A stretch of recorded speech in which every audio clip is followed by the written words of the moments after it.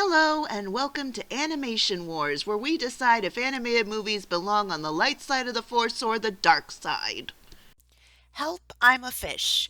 Wait, what do you mean you've never heard of Help, I'm a Fish? Come on, that's a classic. It's right up there with anything by Disney or Pixar. I mean, you'd have to be living under a rock to not have heard of Help, I'm a Fish. Okay, enough joking. I hadn't heard of it either until I saw it mentioned in a couple of top animated villains lists on YouTube. But they showed me that Alan Rickman does the voice of the villain in the English version, so yeah, that was enough to motivate me to check it out.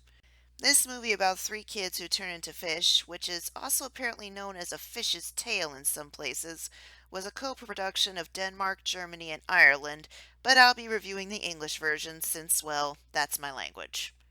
Also, contrary to what some people on the internet seem to believe, this is not a rip-off of Finding Nemo and or Shark Tale, as a quick look at the movie's release dates will tell you.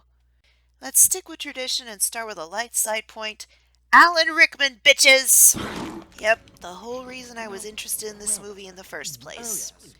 Just hearing Professor Snape's sexy voice coming out of an evil fish makes this movie worth seeing, at least in English. R.I.P. Alan. Moreover, Joe, the fish he voices, is actually a semi-interesting villain.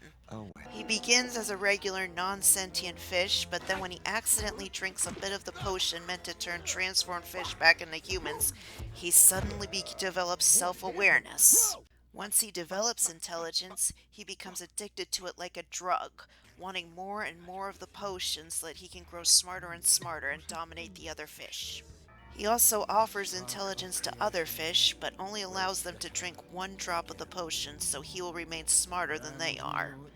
That's a really neat idea, and it brings a new twist to the characters turn into a different species plot. Oh, and Alan Rickman also sings, which leads to the next slight side point, the songs. While the songs in this movie aren't the most memorable you'll ever hear, they're still pleasant to listen to. The best song is definitely Intelligence, Alan Rickman's villain song where he introduces the potion to the other fish. The opening song, Ocean Love, is a nice, relaxing little tune that gets you in the mood to go swimming. There's also a fun, cheery song that plays when the kids first turn into fish and experience what the ocean has to offer. It's a nice little tune. The professor also sings a fun little song about the fish potion that he intends to use to turn all the world's humans into fish once the polar ice caps melt. But no, nothing comes from that potentially interesting idea. The fish potion only exists to turn the kids into fish. Speaking of the kids, here's a dark side point. Stereotypes. Dear God, the characters are one stereotype after another. Let's start with the kids. The main character, Fly, is your typical disobedient boy who resents being told what to do and then learns his oh so important lesson by the end of the movie. Fly's cousin Chuck is a stereotypical fat nerd kid. Yeah, he's a nerd, so he must be fat, right? Meanwhile, Fly's little sister Stella is, well, a typical cute toddler. I will admit, however, that Stella's relationship with a seahorse that she names Sasha is okay. It's the closest thing I felt to an emotional connection with any of these kids.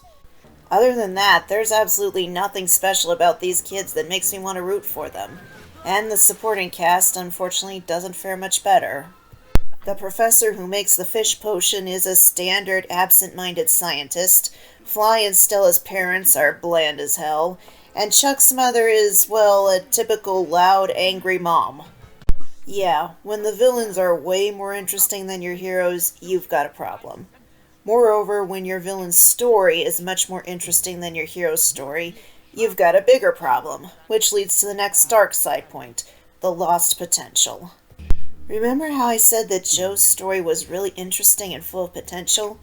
Well, most of that potential goes down the drain since we're focusing on these three uninteresting kids trying to turn back into humans.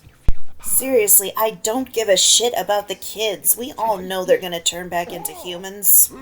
What I want to know is how the fish developed a currency system and a transportation system just a few hours after developing intelligence. In fact, the ordinary fish who are given intelligence pretty much disappear after Joe's song.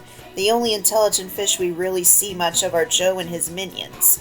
So, what happens to the other fish? What will they do with their new abilities? Do they have names? For that matter, how did Joe start thinking of himself as Joe? For that matter, fish eat other fish. So how does intelligence affect that dynamic?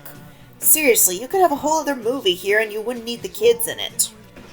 In conclusion, this movie is okay. It doesn't really do anything special, but it's not awful either, and it has Alan Rickman. It might entertain the kids for an hour and a half if they're sick of all the Disney, Pixar, DreamWorks, etc. movies, but they're probably not going to remember too much of it afterwards. I'm glad I saw it, but I'm also frustrated that it has so many ideas that could have been amazing if they had put more thought into them. So that's why I declare it property of The Dark Side. But like I said, it's not a terrible movie. It's just so thoroughly mediocre that there isn't much to say about it, and the best ideas get shoved aside in favor of the cliché story about the kids. If you want to check it out for yourself, go right ahead. At least you can listen to Alan Rickman. Anyway, next month I'll be reviewing some Halloween movie or other, but if you want to see what it is, you'll have to check out the video. Until then, may the animation be with you.